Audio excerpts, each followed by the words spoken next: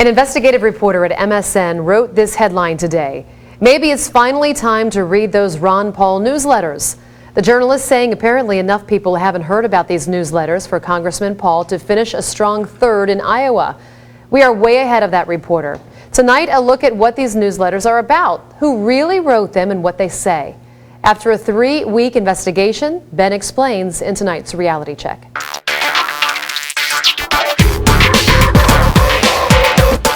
The talk of Ron Paul's racist newsletters has been all over the news for the past few weeks and seemed to dominate all of the congressman's interviews. They were called the Ron Paul Report. And did you read them at all when they were published during those years? Did you ever sort of take a look at it and say, you know what, this isn't what I stand for? Not all the time. But you did read them. Not all the time. So what about these newsletters is true? And what is the rest of the media not telling you? Maybe because they haven't bothered to look. Starting as far back as 1976, Congressman Paul published a newsletter. It had gone by several names: the Ron Paul Political Report, the Ron Paul Freedom Report, the Ron Paul Investment Letter, among others.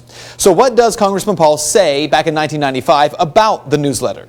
Along with that, I also put out a political type of business investment newsletter. It sort of covered all these areas.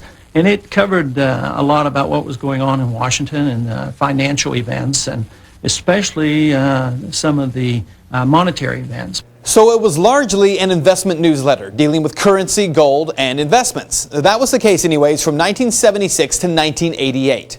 Over the course of those 144 editions, no racist content. Now, to understand this story, you have to look at the timeline. In 1984, Paul lost his seat in Congress when he made an unsuccessful run for the Senate.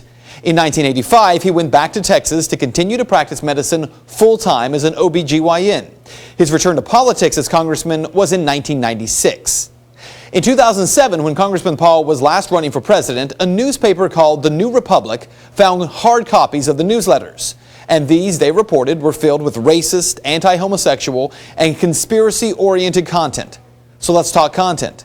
In all, the Ron Paul newsletters were released on a monthly basis for 20 years. That means there were no fewer than 240 editions published. There are a total of 20 editions of the Ron Paul newsletters, which have passages or sections of racist, bigoted, or anti-homosexual language, as well as conspiracy theories. Now, since the conspiracy theories aren't really the issue here, let's stay on focus and talk about the racist passages. The way the New Republic newspaper stacks it, the total number of newsletter editions with racist passages is not 20, but actually 9 newsletters. So let's take a look at those 9. I told you that Congressman Paul first left Congress at the beginning of 1985. The first racist passage shows up in October of 1990. The next month, in November of 1990, a reference to David Duke, even though the content of that newsletter was not necessarily racist.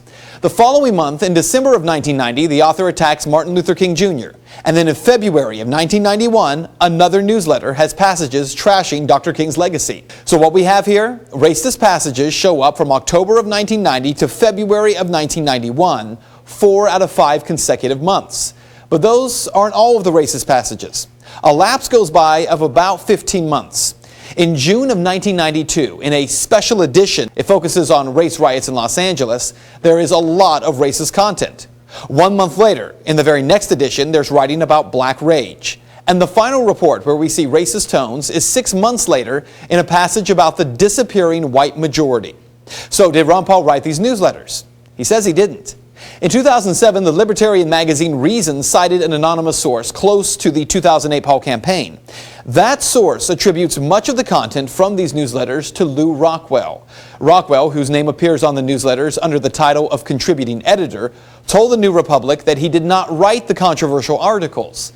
He said there were, though, 7 or 8 freelancers involved at various stages during his tenure. So here's what you need to know. Dr. Paul has said that he did not write the newsletters. He has disavowed them, but he also has said that he takes responsibility for the content because it was published under his name. And he should take that responsibility. But the more you look at these newsletters, the more questions come up. And as a journalist, one of my biggest questions is for the reporter who first broke the story in 1997. The most racist newsletter supposedly written by Dr. Paul is that 1992 special report. One blog attempted to prove that this newsletter was more than just passages, put PDF copies online of the entire 8-page newsletter. to prove the full content of Ron Paul's newsletter was racist.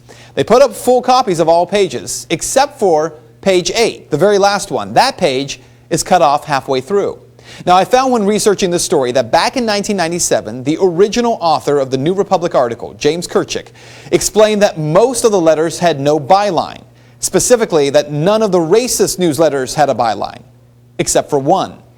One newsletter that contained the byline of someone else, not Congressman Paul.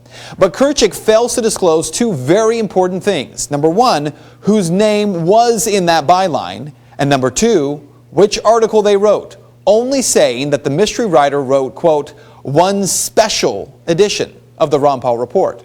The only special edition I can find is the 1992 article. So does that mean the most racist evidence in these newsletters actually has someone else's name on it? I don't know, but I'd like to know one way or the other. Now, I have repeatedly tried to contact for 2 weeks the New Republic and James Kirchick to get an answer as to which special report had another author's byline, but I'm still waiting to hear back. And that is Reality Check. If you'd like to make your voice heard in the story, you can just head over to Ben's Facebook page. You can find it by simply searching Ben Swan, WXIX. Well,